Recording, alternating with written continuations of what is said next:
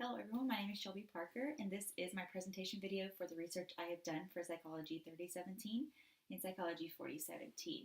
So I had this little poster made up to kind of help the information flow together and to keep me on track so that I don't forget anything, especially anything that's going to be crucial to the presentation. So basically the title of my whole research study was Personality Types and Academic Performance, and that's where my research kind of was focused.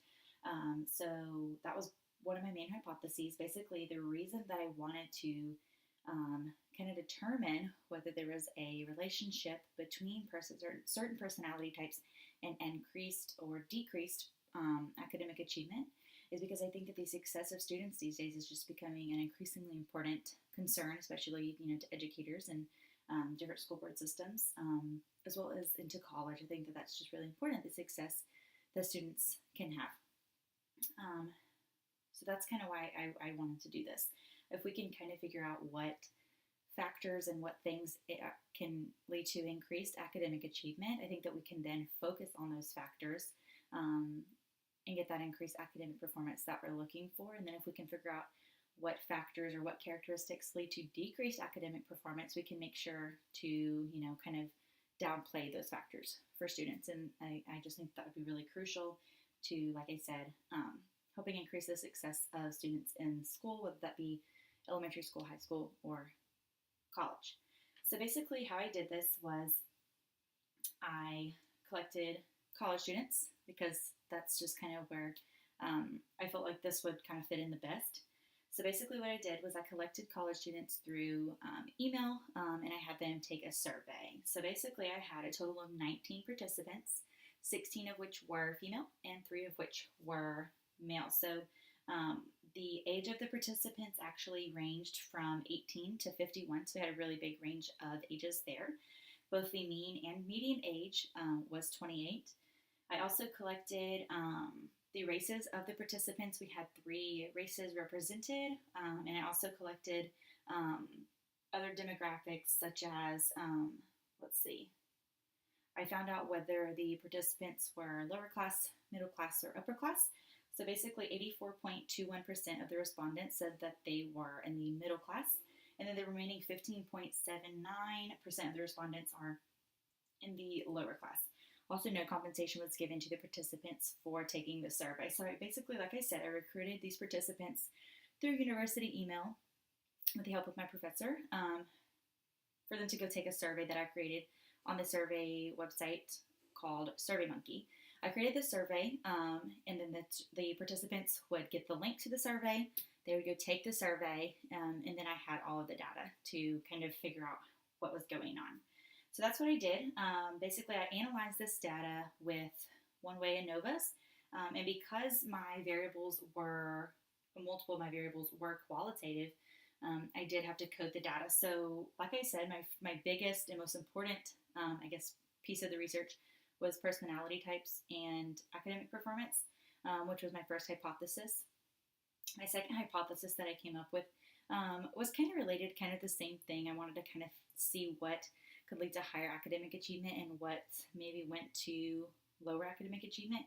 So I looked at relationship status to try to decide if there's certain relationship status, single, dating versus married or versus engaged, to see who had the best kind of GPA to determine what could lead to higher academic performance or maybe possibly lower. So let's see. Here I have my charts. I know you can't really see it that well. But here I have visuals for personality type and academic performance. And on this side I have my visuals for relationship status and academic performance. And then the 2 at the bottom here are the charts with the final results from the one-way ANOVA. So basically, let's look at the first hypothesis. That first hypothesis, like I said, was that there is a relationship between personality type and academic performance. After running the ANOVA, it showed that the data does not really support this. The one-way ANOVA basically determined that the relationship between the 2 variables definitely wasn't significant enough to be able to accept or support that claim. So the first hypothesis was rejected. And then the, second hypothesis about the relationship status in academic performance. Again, I ran a one-way ANOVA. The data, once again, did not support that. So basically, it was just determined that the relationship between those two variables just wasn't significant enough to be able to support that claim. So once again, the second hypothesis was rejected. Now, as far as the relationship status portion of my study, the results came back similar to the study done by Julia Schmidt and Brian Lockwood in 2017. They did a similar study about relationship status and academic performance, similar to that.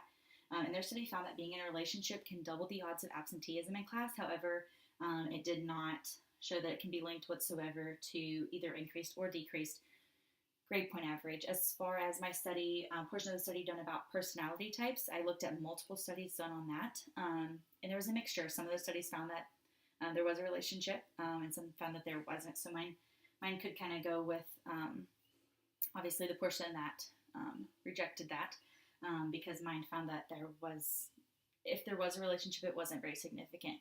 Now, I do think that my results would have been different had a couple things worked out a little bit differently, and this would be my recommendation to anyone who decided to do research similar to this subject. One being that you have more participants. I think that that's crucial that you have more participants than what I was able to collect in the time frame for the course. I got a total of 19 participants. I think had I got more participants, my outcomes would have been much different. Secondly, my other recommendation would be that with your participants, try to achieve more equal gender representation. As I said, 16 of my 19 participants were female and only 3 were male.